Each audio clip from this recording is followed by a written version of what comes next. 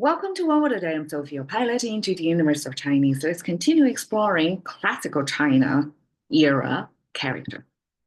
Zheng is today's character. I translate as a politics. May not be the same as what we understand politics, or maybe deeper understanding. I don't know. You're the judge. Okay, so Zheng, we see simplified, traditional. These two versions of contemporary Chinese look the same, meaning this is perfectly abstracted to the degree of it retains the meaning making visually, but also simple enough. There's no extra stroke to get rid of to further simplify. So it has been retained as shape through stages. So this is 2000 years ago's dictionary. And this gives us a little bit more clues because this is kind of sanitized. Like everything is simplified, streamlined to make sure writing is smooth. Later on, I guess the literacy gradually increased.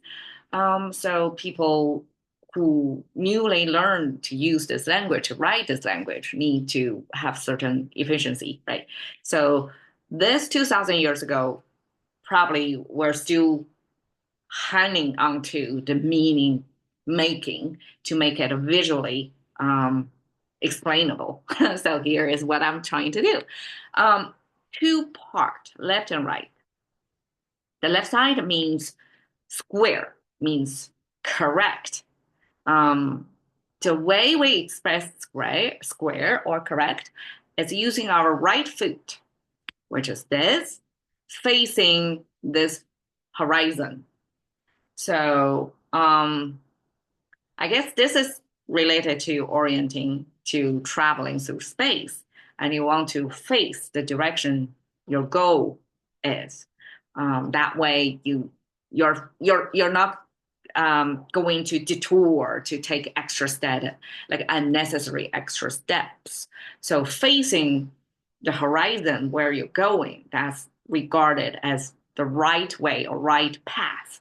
And therefore it means square, like you're squarely facing the direction. So the toe is three-toe foot abstraction. Just like English, we have this is a hand symbol, three-finger hand symbol, reaching from the bottom of the screen. That is your right hand specifically. And here is a three-toe foot symbol. Also, this is your right foot. You know why? Because this is the big toe, and this is the pinky toe, the rest of the toes. And I'm guessing because our nervous system may give us flexibility of a toe movement, and probably you can move your pinky, your big toe. I'm trying it right now. The rest of the toes is hard to do versus the fingers. You can control, manipulate individual digits. You can play piano, other instruments, but toes don't have such flexibility. And this right foot facing basically the middle pose of facing the horizon. That means you orient. You are going toward, like facing the right path, the right direction. So this is directionally correct, basically. The right side is raising a hand symbol, holding a type of tool. And this tool originally means, what do you call it? Predicting, or kind of like oracle, for somebody to tell what the divine wants you to do, because humans we probably don't want to make our own decisions. We want to say it's the divinity who showed me this is the way to go, right? That's what I guess lots of psychic reading or whatever reading to try to tell you what divine, I guess, is orienting you toward. So instead of you yourself make a decision, somebody else make the decision for you. And that's originally the tool for oracle reading. Then eventually it could be some tools that's corporal punishment. So simply, I guess, symbolize the power behind related. And this hand holding this power symbol that you can inflict pain on another human being, that gives you the, I guess, political or physical power over another person. And so politics in Chinese understanding here is you tell people what is the right direction. So directionally correct. At the same time, if people detour, are not facing the direction you want people to, you're going to inflict pain. You're going to punish them. So I guess if we want to map it to a Western expression is you show them both the carrots and the stick. So the right side is exactly the stick part, and the left side is a carrot.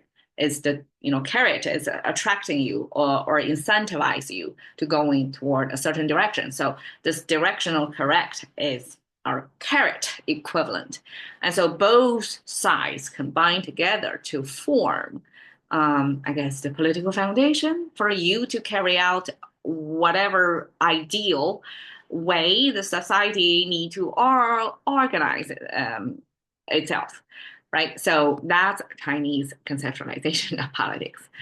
With it, we have 政绩政策行政政绩绩 means achievements. So this is your report card. I guess in both China and now like contemporary governance, government officials, like high profile officials need to have this kind of report card periodically. Normally it's like an annual report card, right? Just like public companies. These public service organizations need to have a sort of answer to the people they govern.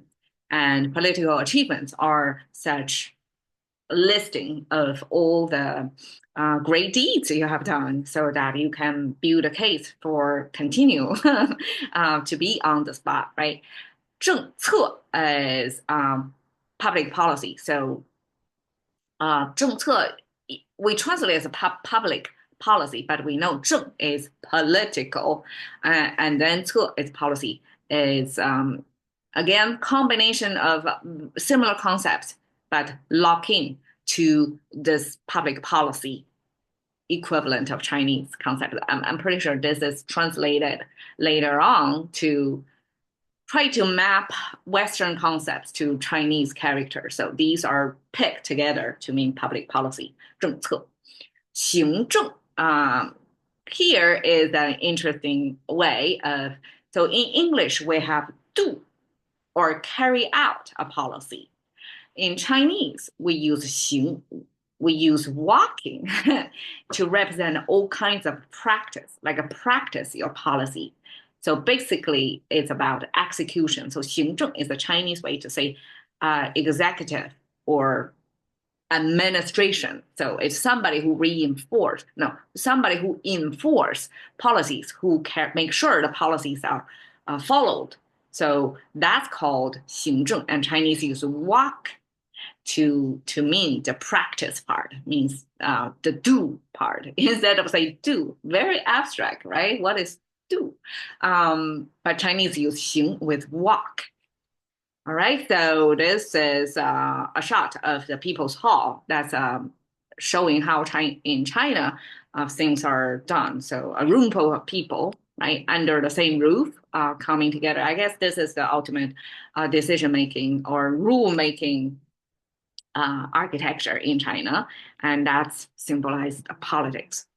So all these people need to come into agreement into the orientation of country, right? And then enforcement of the country. So in that sense, 重, this too, the orientation as well as carrying out the enforcement by force, right? This whip thing, or the corporal punishment tool holding in hand. That actually shows in the American, I guess, American congregational. So it's the policymaking versus executive branch. So there are two different distinctive functions that's parsed out, separate out in American politics versus in this Chinese concept, it's combined, rolled into one. There you go. 正. Thank you for your time. See you another day.